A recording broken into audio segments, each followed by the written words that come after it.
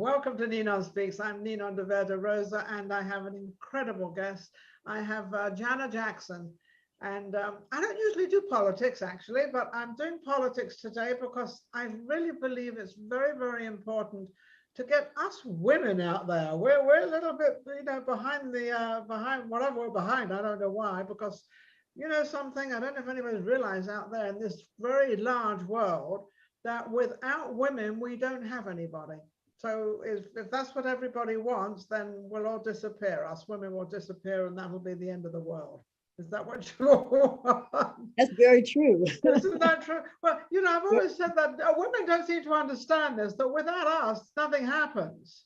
It doesn't. It really doesn't. We have a very soft nature, but we're also very strong. I mean, just being able to have a baby shows that we are very, very strong. But just having the baby and then actually bringing that child up into this world of sort of whatever the world is right now, or whatever it is at the time, and to be strong and to understand a child or to understand somebody else without them even talking. I don't think men have really quite understood that we do the same thing with them. They don't have to say a word. That's right. Is that true, Jana? Oh, it's absolutely true. I had mentioned in one of my presentations that most people don't realize, but children that are in third grade will be voting in 10 years. So that's sort of a statement that women understand. Men just sort of say, oh, okay, that's right. Really? But and students that are in third grade right now, children in third grade will be voting in 10 years. And that means that this system has to be able to get them ready for that voting. And we as mothers, as daughters, as women, the one thing we do is we prepare our children. Yes. And in this political system, now it's at an age in which women are realizing we are very important to continue their growth. Yeah. So one reason I'm running women, we don't have children. We don't have children, we don't have anything. So come on. Right. Guys, just understand that, my pro-Trump said, oh, how cool is that? But that's right. Not cool, not cool at all. Now, Jana, you are, what state are you in? I'm in Arizona, in Phoenix, Arizona. Yeah, you're in Arizona, and you are running for Congress, right? No, I'm running for the House. I'm running for the Arizona State House. Yes. Can you explain, so that people that are listening, our viewers, explain what the House is and why you're running? Well, the reason why I'm running, I've been in education for 28 years, and it's getting close time. It's time for me to retire. Okay. It's time for me to allow younger teachers to continue. And I have 7 children. 4 of them are adopted. They are all adults. They are all over the United States. I don't have any grandbabies yet, but it's just really important right now for people to realize that in order for people to continue and to prepare our world, it's going to be about the women getting ready to prepare this world. The House of Representatives is the house that is the lowest. So you have the House, but that's where bills are written. So you write the bills in the House. After you write them, then they are voted in the House. And from the House, it'll go to the state. It'll go to the Senate. And this is the Senate within the state. And then from that, it goes into the third level, which is the United States Senate, which is Congress. They will go to Washington, D.C. So I'm running as a mother, as a teacher, as an educator, wanting to be in the House because that's exactly where I will be I will be able to influence the bills that are written and also write my own bills. And I usually try to think of it like this, that if you don't have it, if you don't put something in, you don't have it. So a lot of politicians are attorneys and they're business owners, and they have a different mindset. Whereas being able to be a woman and come into the House to write a bill for all people, but especially to have that female influence of, I'm a Christian woman, I'm a mother, I'm a teacher, and I want to make sure that these bills can actually be something that's meaningful to the children that are growing into this system. So the actual bill that you are very concerned about is about the school system and what has come to fruition over the last 2 years, because I think because the pandemic has done very well, by the way, because it's brought a lot of things to surface. And it's brought the school system to surface more than it's ever been to surface at all. It's never been, you know, like we're trying to vaccinate kids of 6 weeks old, or I mean, 6 months old. It's ludicrous, ludicrous. But now you are trying to change a few things in the school system that we are now probably more aware of than we've ever been aware of.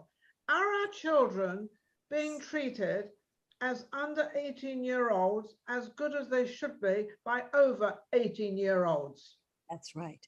That's right. When you look at what's happening in the classroom, it is meaningful. We need to write bills that are meaningful, which means they are directly related to our classrooms. Mm-hmm. And what parents are finding out is that all of these things that go through the house really and truly don't influence the classroom. And that's where that meaningfulness comes. Yes, you can write a bill, you can talk about the taxes, and this is a good example. They said, our state said, well, if we don't get the money, then that means that there'll be X amount of money for the children. Well, the truth is it won't be, because the money does not go directly into the classroom. Money that we put into— Why does it not? Why does it not? If it's specifically supposed to go into the classroom, why does it not? Who is stopping it, and why is it being stopped, or why is it not being noticed? Because it's when people think of school, they think of the classroom, but they don't realize that the money does not go directly into the classroom. The money is placed and it's given to the school board. From the school board, it goes to the superintendent. The superintendent then is the overseer of what's going to happen within the school district. Then you have people up at the top, not saying that we don't need them, but the people at the top then look at where that money is going and they allocate it into certain programs. Then from the programs, it goes into teacher training. And then from teacher training, it may then go into the classroom. But you see all of those levels that we're talking about, by the time it gets to the classroom, there's no money left. You might have 2 cents left. There's nothing left.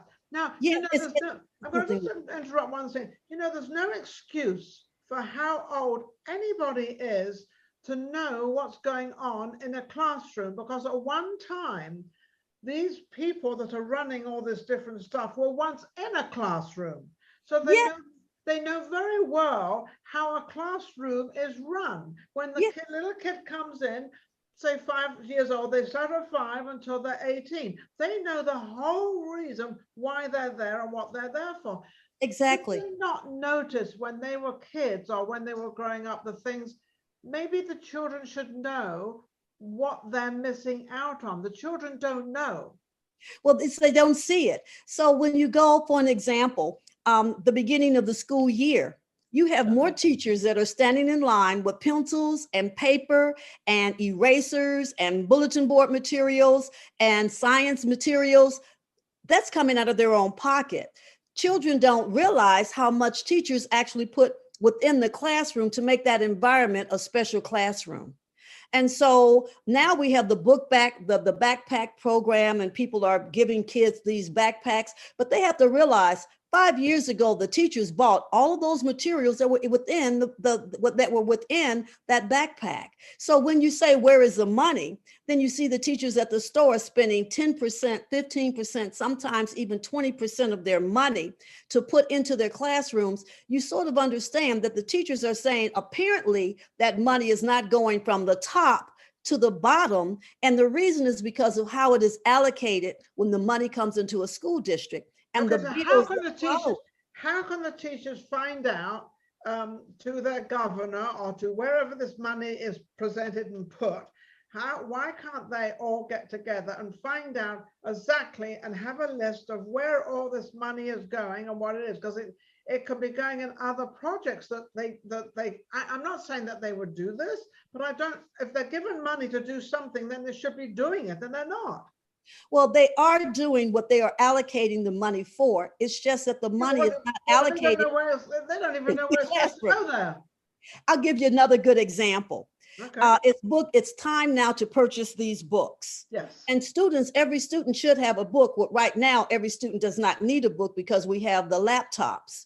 Correct. But that money is allocated to purchase books. Then they have money that is allocated for consultants to come in to tell teachers about what they are actually reading and having within the books. Then there are programs that they're paying consultants to come into the school to train the teachers. Well, someone sets a budget. And when the budget is set, if you're going to pass a bill, you need to make sure that that bill is going to directly relate to the kids in the classroom. It has to be meaningful to what we are teaching our children. And so for me, when I look at all the people that are the champions of small businesses, which we need, entrepreneurship, which we need, looking at different kinds of whether or not we're going to put party houses into neighborhoods, we need people to look at that. Whether or not we're putting money into the police department, which we definitely need, whether or not we're going to first responders, which we definitely need. You need someone to cheerleader or champion bills that are going to directly relate to getting into the classroom for the classroom teacher to have meaningful experiences for our kids. And that's me. That's what I want to do. I want to be able to serve the entire state of Arizona. I want to be able to serve all of these other programs. Now, but I want to make sure. Jana, when you say serve, you mean that you want to keep an eye on where all the money is going. As you said, a very great point. They don't need books actually much more because they have computers. Has this computer thing worked? Is it working in the school room?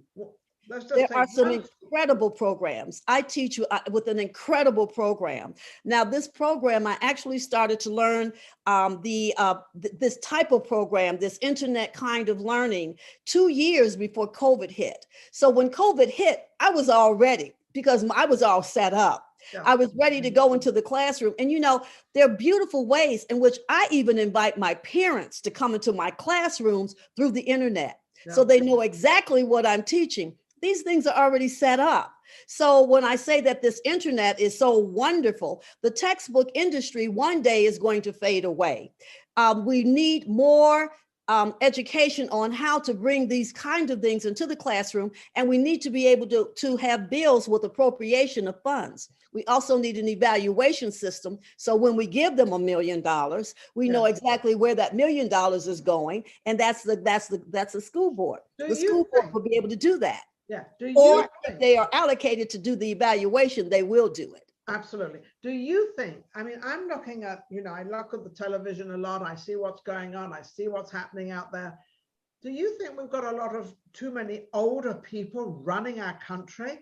We've got a lot of old, I'm old too, but I'm not running the country. I'm running something else. But there's a lot of older people. I'm not saying they shouldn't be there. I'm not saying they're not knowledgeable. But don't you think with this day and age, with technology and how the children have advanced, the children are nothing, a 10-year-old is nothing like when I was 10. They are so advanced. But you've got these old ways that they're still not into the computers completely 100%. They probably do it very well. I'm not going to knock any of them with that. But don't you think we need that kind of a more of a younger generation running the country? This younger generation, I think, needs to be prepared. I am all for term limits. They need to be prepared because in 10 years, this is when I sort of predict that in 10 years, it's going to go from this older generation to a younger generation. I hope because so. we've not had that to bring them on board. But the term limit is an example, a perfect example of how people that are my age will be able to come in and sort of bring in the younger people so they can keep our country stable. We need to be able to bring in more young people, but we don't need to jump in and say, here, take it over, because there's some things only learned by experience. Everybody has to be trained and everybody has to learn. Right. But term limits. But if you're not in there in the beginning, how can you learn? You've got to get in there. You've got to get in somewhere. Right. So because the technology is changing every single day, this technology changes. And I don't see these older people. I'm not saying we get rid of them, but I'm saying, can't we bring in more of the younger people? A lot of the teachers have had to relearn technology. That's right. In fact, when I really need to know something when I'm on the program, I use a program called Teams.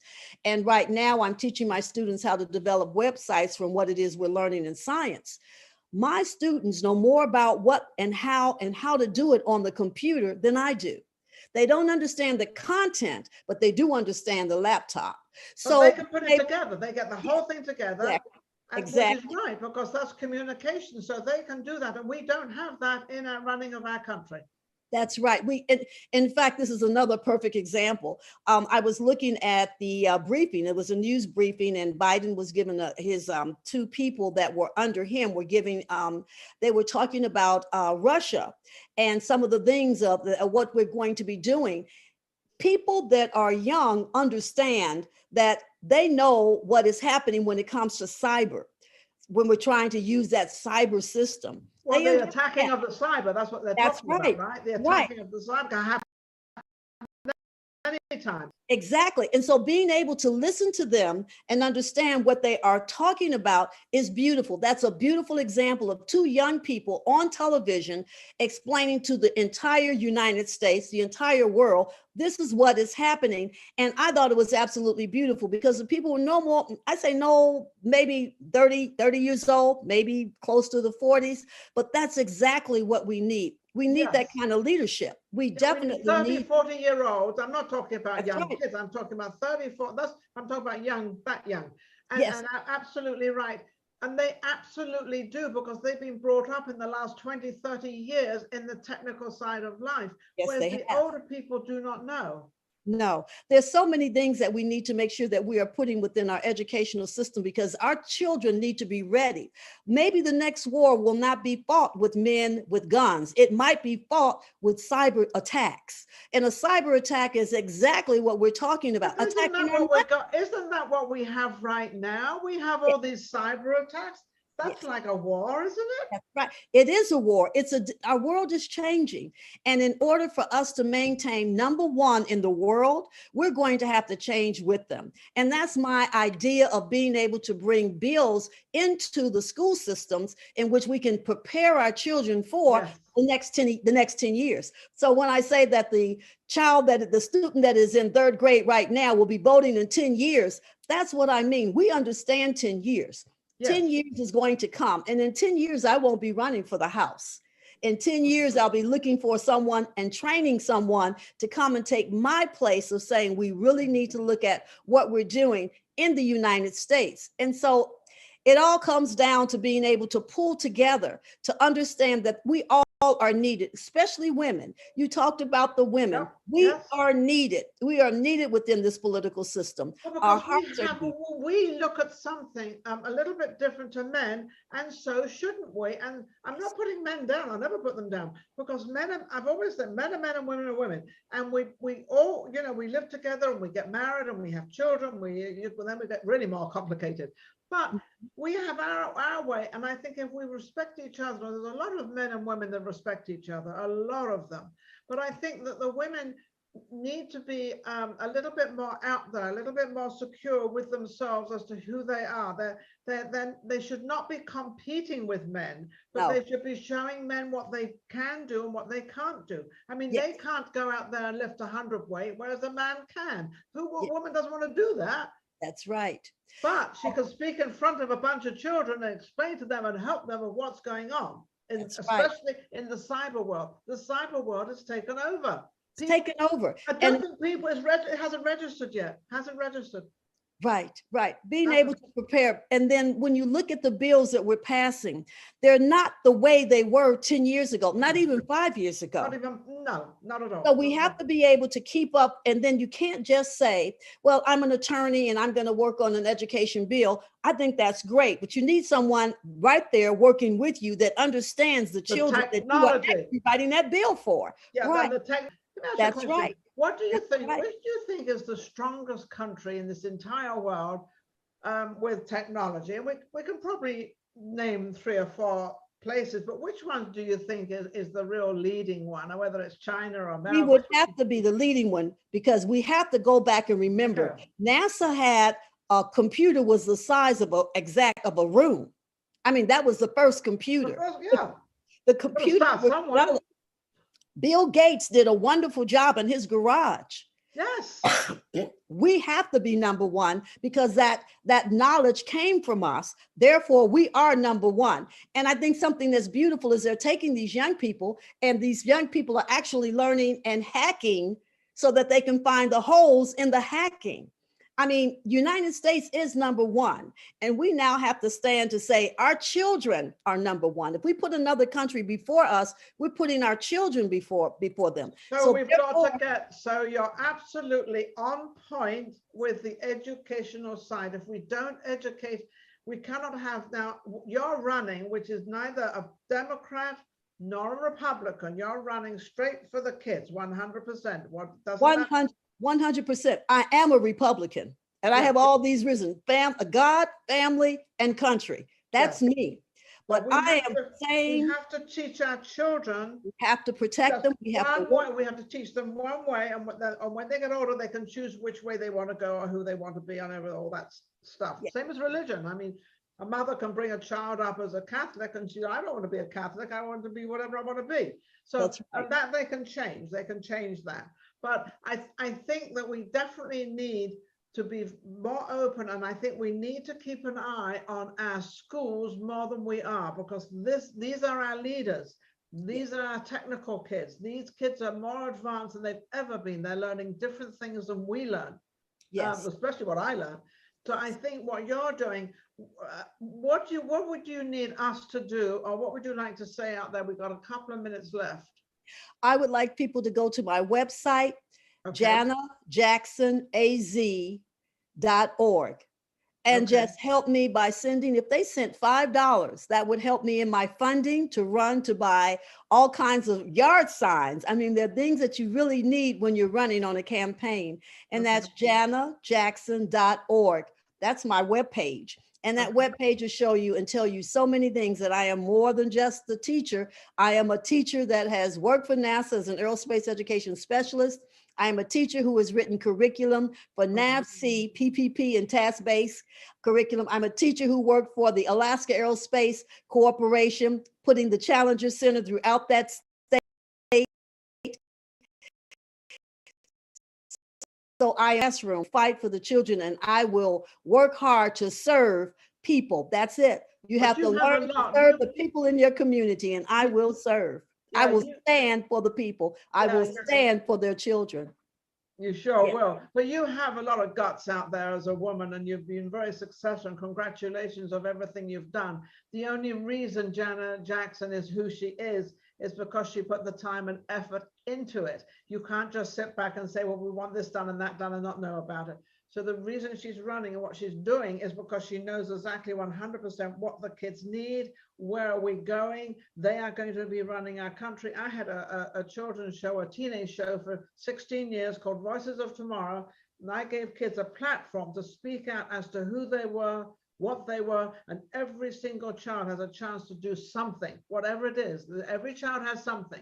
And you, as a teacher, Jana, are one of those people that can give them a little bit more, something a little bit different than what most teachers can give. So, which is an advantage for you to be there. How are you doing with your campaign? Is it going good? It's going very well. I'm out knocking on doors every day, asking for signatures. I need to get I need to get 1,000 signatures, but I only need like maybe 366. So I'm out every day knocking on the doors. I'm trying to do as many programs as I can. I do programs on CRT, critical race theory, and I'm really trying to work hard and fundraise. I've got to fundraise. So if people could send me $2, $5, it would just $1. If everybody sent $1. That's $1, $2. I mean, $1 makes $2. $2 makes $4. $4 makes $8. $8 makes $16, and then we go to 32. So, I have to say, I'm a teacher. You are a teacher, and you're teaching extremely well. You are absolutely amazing, Jana. You're just wonderful, and I loved you. You were on my other show, Vegas Live with Ninon, and now we purposely put this show out there. And of course, Maria Pureza is my producer of NinonSpeaks, and my producer as well. And she's going to make sure this gets out there. We must make sure we get it into your town, and you can put it. You can use it. I'm telling you, you can use it anywhere you want. I want to thank our audience out there. Thank you so much for watching. This is amazing. I don't really that much go into politics or things like that, but this is not really politics. This is just taking care of our children in the technical world, because it is a technical world out there. It's absolutely amazing. Thank you, Jana. You are wonderful. Thank you. Thank you. We'll see you again soon. Take care. Take care, everybody out there. Don't forget to go to make us live with Ninon as well. Yes. Thank you. Take care, Ninon. Bye-bye. Bye.